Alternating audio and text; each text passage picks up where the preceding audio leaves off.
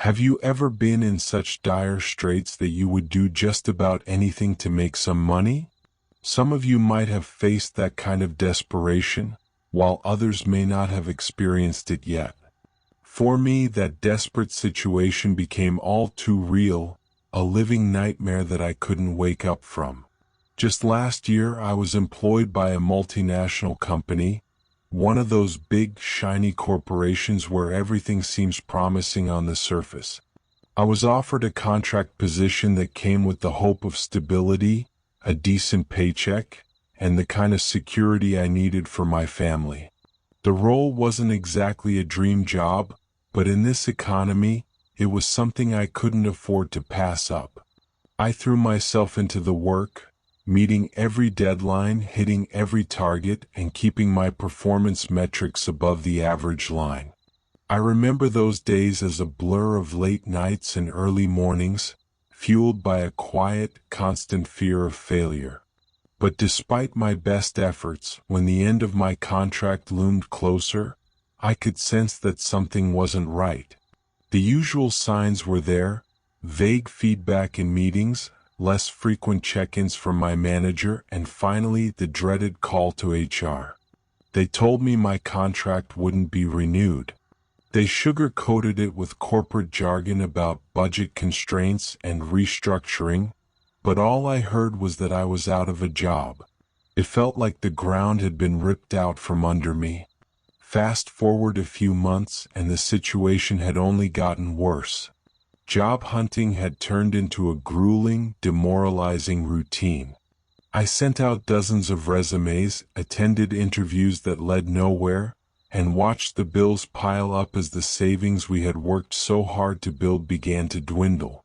Each day, the financial strain on our family became more intense, a suffocating weight that grew heavier with every passing week. I tried to keep a brave face for my family's sake. I didn't want them to see the panic that was slowly taking over my every thought.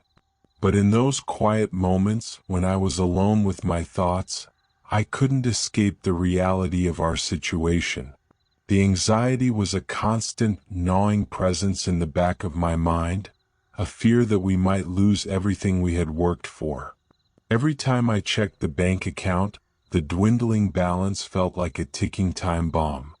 I knew that without a steady income, we wouldn't be able to hold on much longer. I kept a brave face in front of my family, but deep down I was freaking out. One thing about growing up in Southeast Asia is that you're never short of get-rich-quick schemes. Most of them illegal, some even supernatural. Since I wanted to stay out of jail, I opted for the far riskier supernatural option. The scheme I chose was selling salt to the dead. The legend says that departed souls use the salt to prevent their bodies from decomposing, and in return they pay the salt peddler handsomely. I'd heard this tale since I was a young boy, growing up with my grandmother. She had a way of telling these stories that made your skin crawl, her voice dropping to a whisper when she reached the most frightening parts, her eyes darting around as if she feared the spirits might overhear. She always emphasized the taboos that accompanied her terrifying tales, warning us that these were not mere stories but truths wrapped in the cloak of legend. According to her, salt peddlers had to be in the graveyard at the stroke of midnight, the time when the veil between the living and the dead was thinnest. They had to carry enough salt, packaged neatly, to last until the very first light of dawn. But not just any dawn. The peddler was required to stay until the sun had fully risen, which in our part of the world was just after 7 a.m. Leaving earlier was strictly forbidden, for the spirits ruled the night, and until the day truly broke, the peddler was still in their domain. This wasn't merely a matter of timing, it was a matter of survival.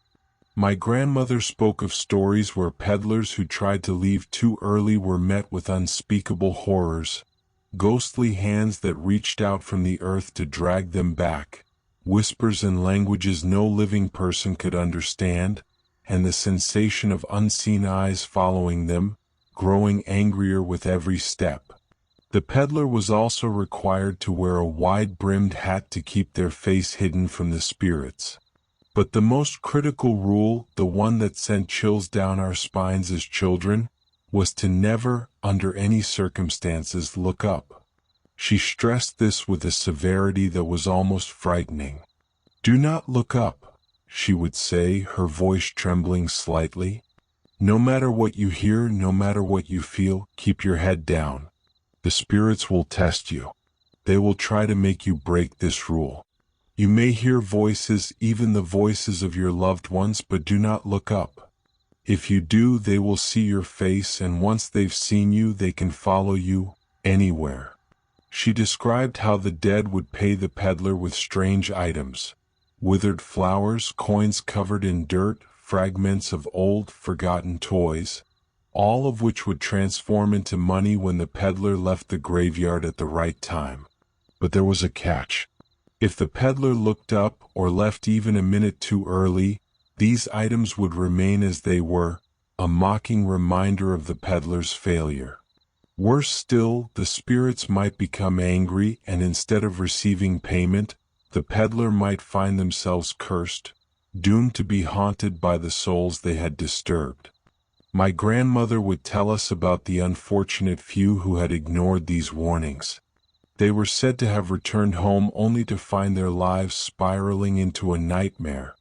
Visions of the dead creeping into their homes, strange sounds in the night, the feeling of being watched no matter where they went. Some even disappeared, taken by the spirits who felt they had been wronged. Needless to say, she made us, her grandchildren, promise, under pain of death and worse, to never attempt any of the tales we heard from her. The way she spoke of these things with such grave seriousness sent shivers through us as children. Even now, as an adult, I could still hear her voice in the back of my mind, warning me, pleading with me to heed her words.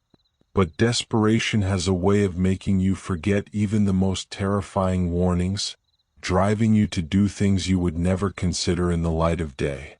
Back to my story, I made my way to a graveyard a little way out of the capital, far enough from the city lights to be truly isolated, armed with my salt and a wide-brimmed hat. The road to the graveyard was narrow and winding, flanked by dense, ancient trees whose branches intertwined overhead, blocking out even the faintest slivers of moonlight. The further I drove, the more the sense of unease grew within me. By the time I reached the rusty, creaking gates of the graveyard, the air had grown oppressively still, as if the very ground I was about to tread upon held its breath in anticipation. I entered the graveyard, its tombstones standing like silent sentinels in the darkness. Some were so old that the inscriptions had long faded, leaving behind only weathered, cracked stone. Others were newer, their polished surfaces gleaming faintly in the pale moonlight. The air was thick with the scent of damp earth and decaying leaves, a smell that clung to the back of my throat and made it hard to breathe. I found a clearing under an ancient, gnarled tree whose twisted branches seemed to reach out like skeletal fingers, clawing at the night sky. The ground beneath the tree was uneven, covered in tangled roots and patches of yellowed grass that rustled softly in the breeze. I sat down, the rough bark of the tree pressing uncomfortably against my back, and began preparing my salt. The night was eerily quiet, the usual sounds of insects and distant traffic conspicuously absent. As luck would have it, a gentle breeze stirred the air, a welcome relief in the stifling silence, but it also carried with it an underlying sense of foreboding that made my skin crawl. Sitting under that tree with my head bowed, I couldn't help but question whether this myth could be true. The graveyard felt like it was holding its secrets close, and the oppressive darkness seemed to whisper doubts into my ear. Just as I was beginning to wonder if I was wasting my time, a sudden, unmistakable stench hit me like a wall. It was the smell of death, unfiltered and raw, stronger than anything I had ever encountered before. It was as if something had been rotting for weeks in the sweltering heat, the odor so thick and pervasive that it felt like it was clawing its way into my very lungs. Before I could fully process the smell, I heard it, a soft, rhythmic rustling in the grass. The sound was faint at first, almost imperceptible, but it grew louder, closer, with each passing second. My heart began to race, my hands trembling as I clutched the packets of salt. The rustling stopped suddenly just as it reached my vicinity, and the world seemed to hold its breath. Then, out of the corner of my eye, I saw it, a hand, or what was left of one, emerging from the shadows. The skin was darkened and mottled, hanging in loose, tattered strips that barely covered the rotting flesh and bone beneath. The fingers were long and thin, ending in jagged, broken nails that scraped against the earth as it moved. The hand trembled slightly, as if struggling under the weight of its own decay, and yet it reached out towards me with an unnerving sense of purpose. I froze, every instinct screaming at me to run, but I forced myself to remain still. Slowly, with deliberate care, I placed a small packet of salt into the outstretched hand. The moment the salt touched its palm, the hand recoiled, and after a few seconds, it dropped something in front of me, dried leaves, brittle and yellowed with age.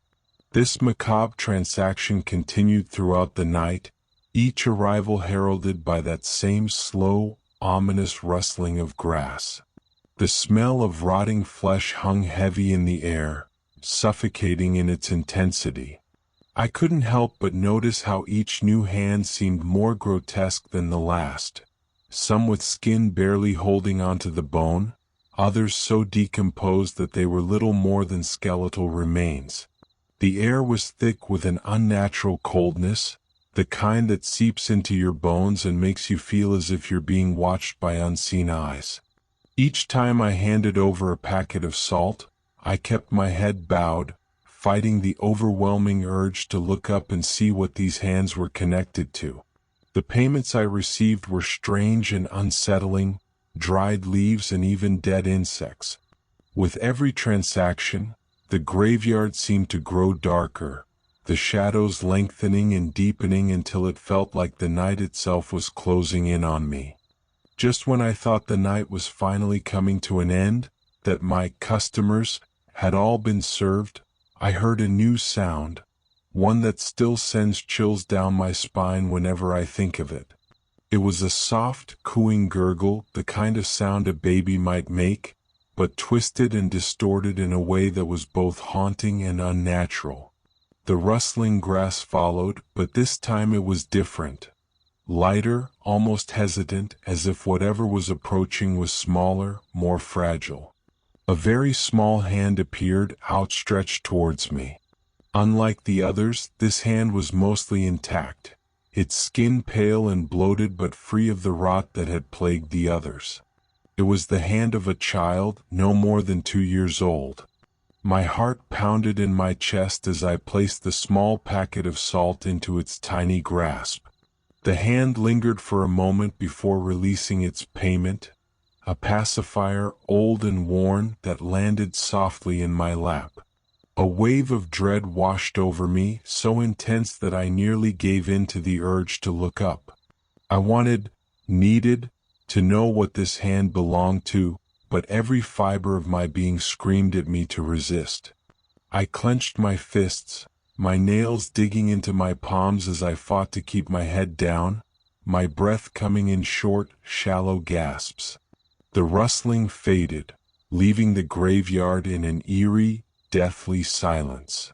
The only sounds were my own ragged breaths and the distant chirping of birds as dawn slowly approached. The overpowering stench of roadkill began to lift, replaced by the crisp, cool air of early morning. Despite the approaching daylight, the terror that had gripped me throughout the night refused to loosen its hold. With my head still bowed, I stole quick glances through my peripheral vision, noting that the sky remained inky black, yet the soft chirping of birds grew steadily louder. The sickening odor of decay was gradually dissipating. Though this was my first time attempting such a thing, I took these subtle changes as my cue to leave. I carefully gathered my payments and placed them in a small pillowcase for safekeeping. When I stood, I made sure to keep my gaze low as I began to walk out of the graveyard.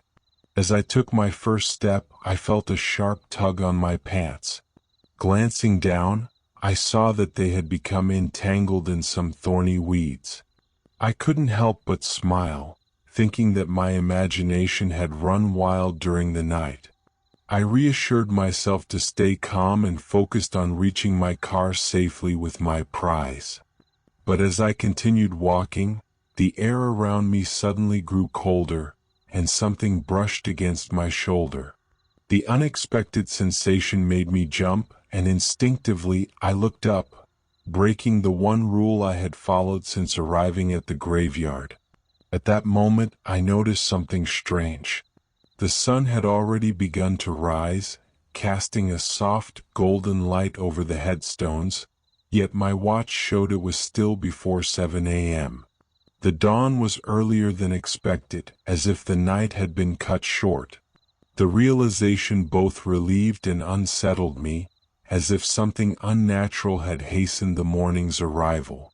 Taking this as my final cue to leave, I hurried to my car, the rising sun now a silent witness to my escape from the graveyard's eerie grip.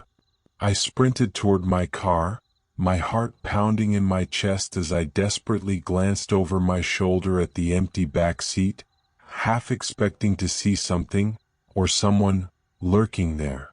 The graveyard seemed to reach out for me with every shadow, every flicker of movement in the corner of my eye. My breath came in ragged gasps as I fumbled with my keys, finally managing to unlock the door and fling myself inside. I slammed the door shut, my hands trembling as I started the engine and sped away, the towering headstones receding into the distance. I made it home safely, and yes, I found money in the pillowcase, but that's when the real nightmare began. As I mentioned earlier, it's crucial to leave the cemetery only after 7 a.m. The reason is chilling. If you leave before then, the spirits will latch onto you, following you home, eager to buy more salt. I hadn't heeded that warning. I had left before dawn, and now, every night since, I've paid the price. The first night it happened, I was lying in bed, still rattled from my experience, when I heard it, a faint, almost imperceptible scratching at my bedroom door. It was so soft at first, like the sound of nails lightly grazing wood, but it quickly grew more insistent, more frantic. The noise was accompanied by the sickeningly familiar stench of rotting flesh, the same stench that had clung to the graveyard. My heart froze in my chest, and I lay there, paralyzed with fear, as the scratching continued, relentless. I tried to convince myself it was just my imagination, but deep down, I knew better. The scratching came every night after that, always around midnight. It was as if someone, was trying to get in. The smell of roadkill would seep through the cracks in the door, thick and nauseating, suffocating me in my own room. I couldn't escape it. No one else in my family smelled or heard a thing, leaving me alone in this waking nightmare. One morning, after a particularly restless night, I found something new, grains of salt scattered in front of my bedroom door.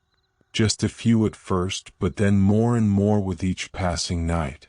It was as if they were leaving a trail, a reminder that they were there, waiting. I tried to brush it off, but the truth was undeniable. The spirits had followed me home. They were still hungry for salt, still tied to me, and I was powerless to stop them.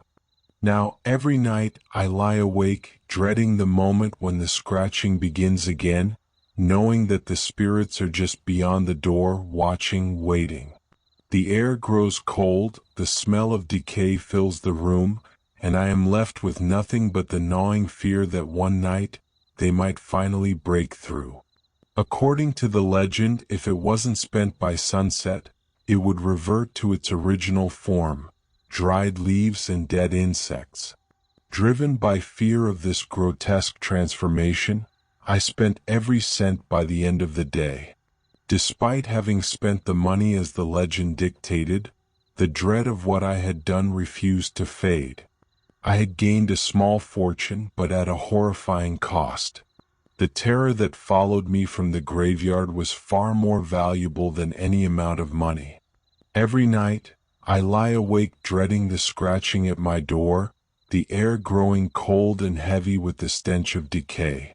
The relentless presence of the spirits that followed me home has turned my life into an eternal nightmare.